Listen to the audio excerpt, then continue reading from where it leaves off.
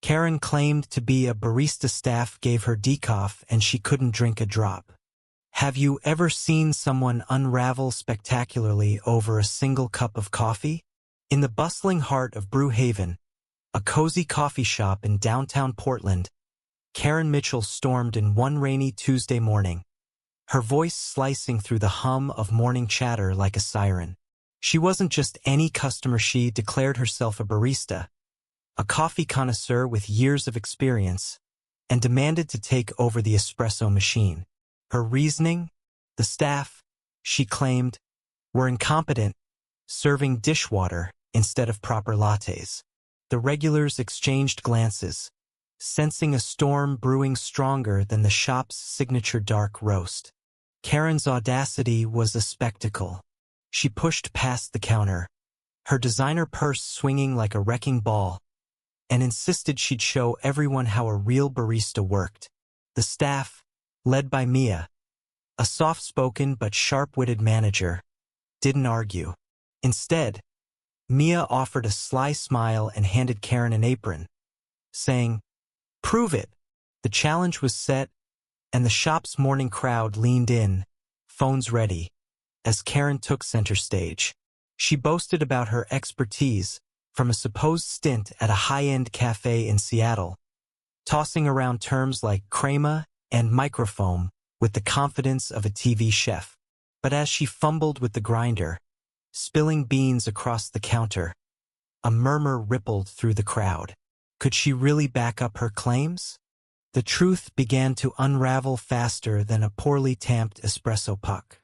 Karen's hands shook as she tried to pull a shot, the machine hissing in protest. Coffee grounds dusted her pristine blazer like ash.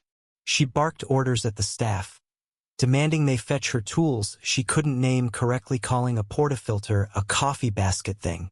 Mia, calmly observing, whispered to her team to load the machine with decaf beans, a silent test of Karen's so-called expertise. When the first shot poured, Karen took a triumphant sip, only to spit it out, shrieking, "This is vile. You've sabotaged me."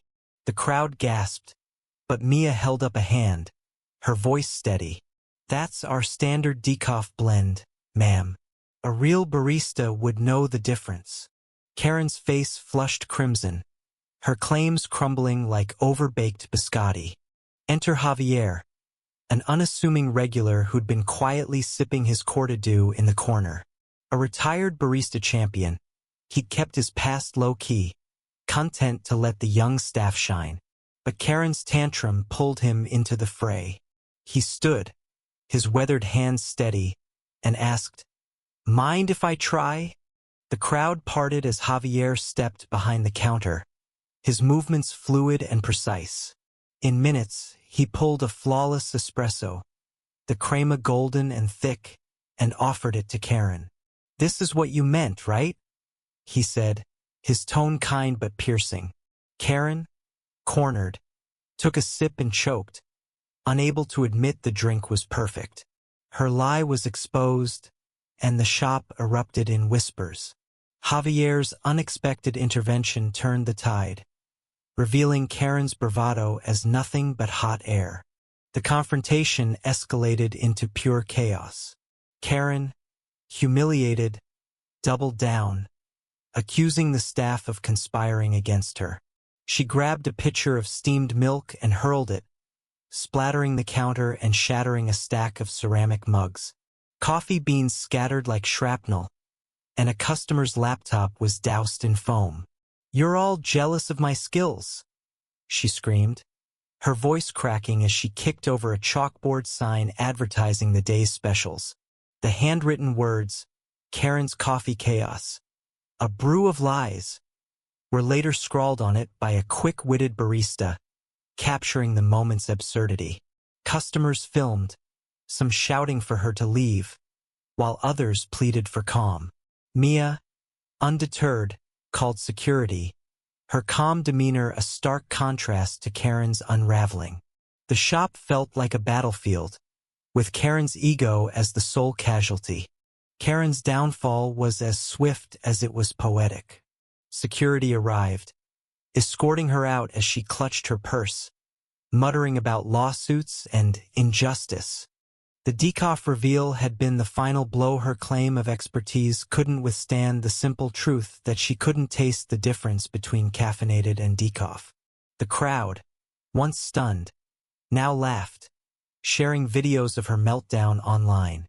By evening, Decaf debacle was trending locally, with memes of Karen's spilled milk and broken mugs flooding X.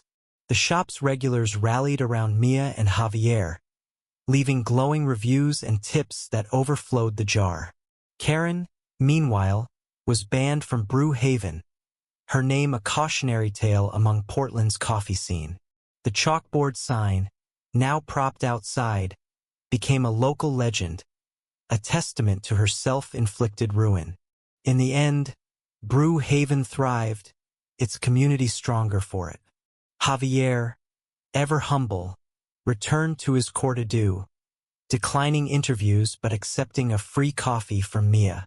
The shop's staff, once shaken, found pride in their resilience, their bond forged in the fire of Karen's chaos. Her lies had brewed a storm, but the truth poured out clearer than ever. Real skill speaks for itself, and arrogance always spills its own cup. What do you think? Did Karen deserve her decaf-fueled downfall? Or was the shop too harsh? Share your thoughts and let's stir the pot.